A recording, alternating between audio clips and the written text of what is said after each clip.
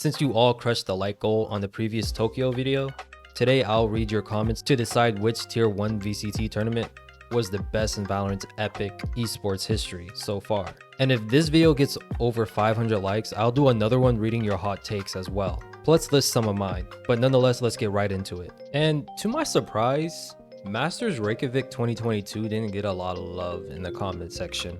I honestly thought the Optic fanboys will show out in their support since that was when they won, and plus Zeta Division's run was legendary at this time. I wasn't even a big fan of Valorant esports at that time. I was just a casual, but I would still see YouTube videos talking about the games. It was so hyped, especially the e-score. They made that event a lot of fun for me to keep track with as a casual. And I thought other people would agree for all the things I mentioned. Shoot, even Destructo Donut kind of agreed with me too. He was the sole person who was repping Masters Reykjavik 2022. It was a cool run, in my opinion. And even the first Masters of Reykjavik in 2021 didn't get a lot of love either. Maybe it had something to do with the crowd and COVID and all that stuff. But I was expecting a little bit more support from them nonetheless. But reading through the comments, I do know that people really love Optic's rivalries, whether if it was against Loud or even Fnatic. And now that I think about it, I guess Optic was just really good with starting smoke with other teams' fan bases as well, which really till this day kind of surprised me that they weren't approved for partnership. I do remember there being a podcast where some of the members of Optic kind of just said they fumbled the bag with the paper ship, something along those lines, it was their fault, not really Riot. That our Optic team's gonna be back. What's up with that? To Valorant? Yeah. It will not be back, buddy.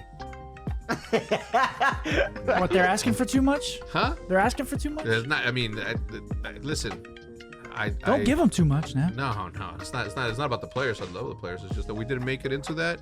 Well, first of all, we didn't deserve to because there were ups on the first two steps of that application on our side. Yeah. Optic versus Loud 1.5 Champions 2022 Fnatic. Damn.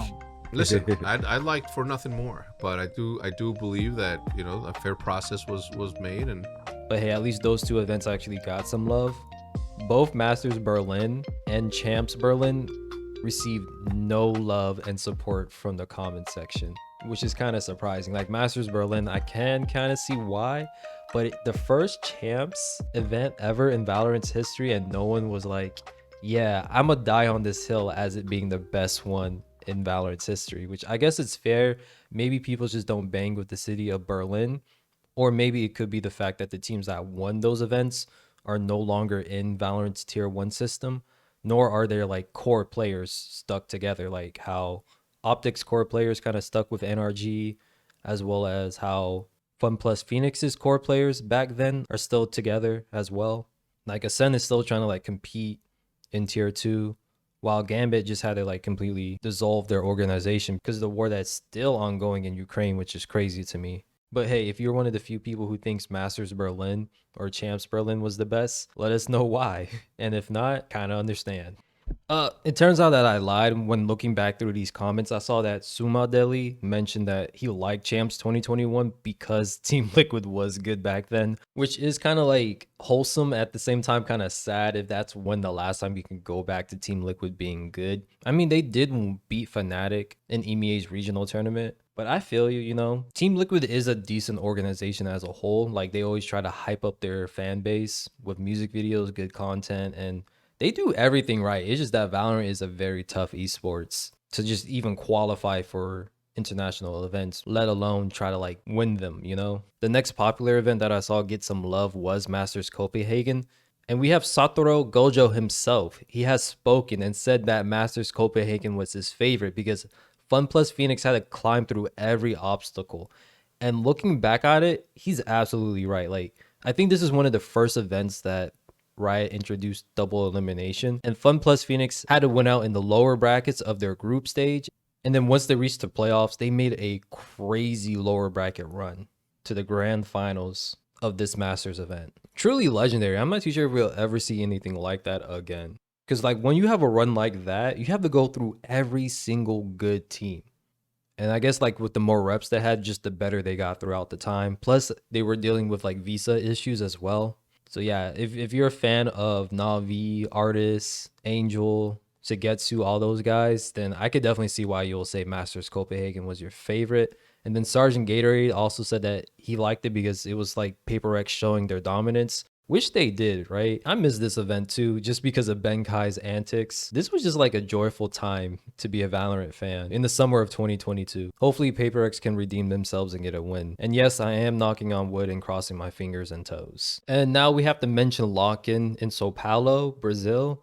Some of you guys love this tournament, but never really elaborated why. Y'all just had like base takes, which I respect, you know. But Ryan over here did make a fair point where every team was invited, and it was like just a culmination of every single Valorant fan base uniting, either on the forums, not so much in the stands themselves, but I feel like it's the closest thing to a World Cup Valorant will get to, unless like in the future the esports grows to a point where we could facilitate like a legit World Cup. That would be kind of dope in my opinion. I think that's like one of the strongest cases for lock-in was just the fact that every single partner team at the time was there. And then this guy with an interesting username who's clearly a Fnatic fan liked the tournament because they won. Fair enough. You could make a solid argument that out of all the tier 1 Valorant tournaments, lock-in was the hardest. Not only are you competing against every single other team, but it is single elimination. Yeah, I think you have to say that lock-in was the hardest tournament in Valorant's history so far, right? And then we have Lego Master over here saying that Sao Paulo was by far better than Tokyo. Fair enough. Agree to disagree. And he mentioned the crowd. And I don't know if you're just trolling or you weren't watching the video, but lock-in's crowd was like, was quite awful at times, right? If there wasn't a Brazilian team competing, it felt quite empty. But I do have to give it to a point when the crowd decided to come, they made sure to make their presence known, you know, especially in that championship match too, was legendary. I can't think of a single championship match that was better than lock-ins so far. It's definitely the best out of all that I can think about. But when you talk about a tournament, I usually want to include everything inside that tournament because lock-in was also one of the longest too. So if you only like that tournament because of the finale, it's then rip to those other days. But I can definitely see why people like lock-in because of the whole aspect of every team was invited and they truly ended it with a bang. And I only saw one person really say that they enjoyed the recent champs that finished, champs 2023, mainly because he liked that EDG, Evo Geniuses, and Paper X were in it, and they were like, they had a fun play style. And you know what? Those teams that you just mentioned all played in Masters Tokyo as well. Kind of like alludes to like the whole Masters versus champs. Is there really that big of a difference between the two? Because it's a lot of the times it's the same teams competing and their play styles don't differ too much. But I do have to agree with you that champs 2023's grand final was pretty cool. It was kind of heartbreaking because I was rooting for Paper X to win it. But I can't deny the fact that both teams are playing pretty well, and you had crazy moments throughout the series as well. Yeah, I was kind of expecting more people to like Champs 2023 too, since it was the most recent one. Oh well. And that leaves us with one more event that without a doubt I've seen the most comments of people praising it for a number of reasons, and that would be Masters Tokyo. That's right, baby. I was right all along. I knew it.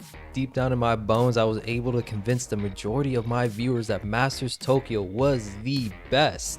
Stop the cap. Okay, you got me. I was just kidding. The obvious answer here was Champs 2022. And kind of like how Coco Mint described it, it was like an end of an era before partnerships took over. Again, I was a casual during this time, so I didn't see it from beginning to end.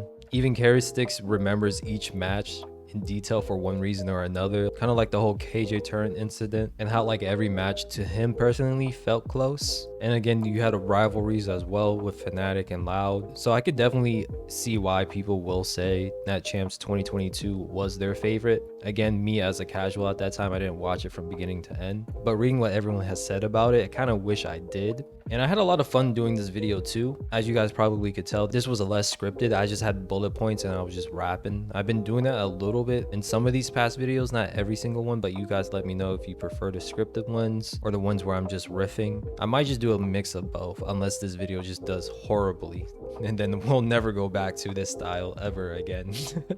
But yeah, I appreciate everyone who commented, so feel free to throw a like. Like I said, if this gets over 500, then I'll do another video reading y'all's hot takes, as well as add some of mine based on like some of these past events that happened in kickoff and possibly in Madrid too. But till next time, stay safe, and I'll see you guys in the next one.